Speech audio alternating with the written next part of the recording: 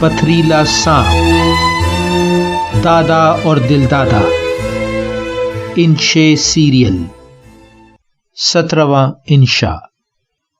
شارق علی۔ بارش تھمی اور اچانک دھوپ نکل آئی۔ تراشیدہ پتھروں کی اینٹوں سے بنی دیوار سے ٹیک لگائے میں اور یعنی آپا جلدی جلدی آئس کریم ختم کر رہے تھے، کیونکہ اندر کھانا پینا منع تھا۔ کشادہ لان کی بھیگی ہوئی سبز گھاس کے پس منظر میں پیلے پتھروں سے بنی نرنگ آباد میوزیم کی شاندار عمارت کسی اینیمیٹڈ فلم کا جادوئی محل لگ رہی تھی۔ مرکزی گنبد، دونوں طرف محرابی سلسلے، نوکیلی فصیلیں، رنگین شیشوں سے سجی کھڑکیاں، فولادی دروازے تک جاتی باوقار سیڑھیاں۔ میں نے ٹیک لگائے لگائے دیوار پر ہلکا سا مکہ مارا اور کہا، دیوار چین بھی ایسی ہی مضبوط ہے کیا؟ یعنی آپا نے کہا، قدیم عمارتیں دستکاروں کی محنت اور مہارت کی پائندگی ہوتی ہیں۔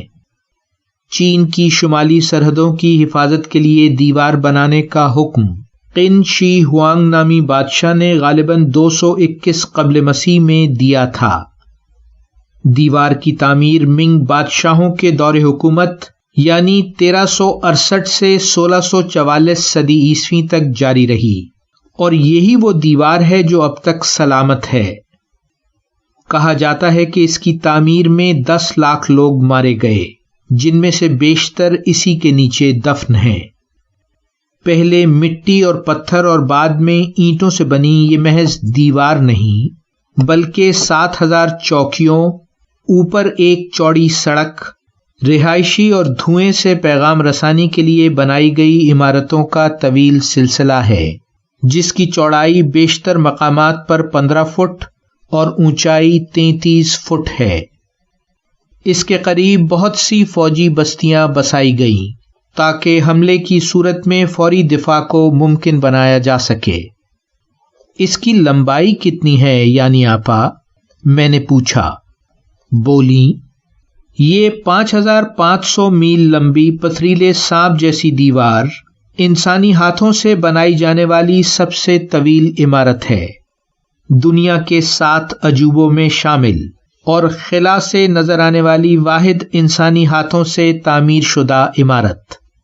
میں نے کہا، دادا جی نے بتایا تھا کہ ہاتھ گاڑی سب سے پہلے چین میں ایجاد اور استعمال ہوئی۔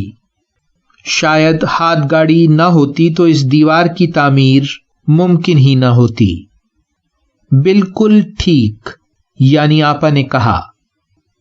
کیا ہی اچھا ہو، میں نے آسمان کی سمت دیکھتے ہوئے سنجیدہ لہجے میں کہا، اگر اڑنے والے جوتے جلد ایجاد ہو جائیں اور میں اور آپ دیوار چین کے ساتھ ساتھ اڑتے ہوئے گھنے جنگلوں، میدانوں، صحراؤں، دریاؤں اور شہروں سے ہو کر گزرتے ہوئے دیوار کے اس بلند ترین مقام تک پہنچ جائیں جو سمندر سے 5000 فٹ بلند ہے۔ یعنی آپا کچھ نہ بولی، بس مجھے دیکھ کر مسکرائیں، اور ہم دونوں میوزیم کے دروازے کی جانب چل دیے۔ جاری ہے ویلیو ورسٹی۔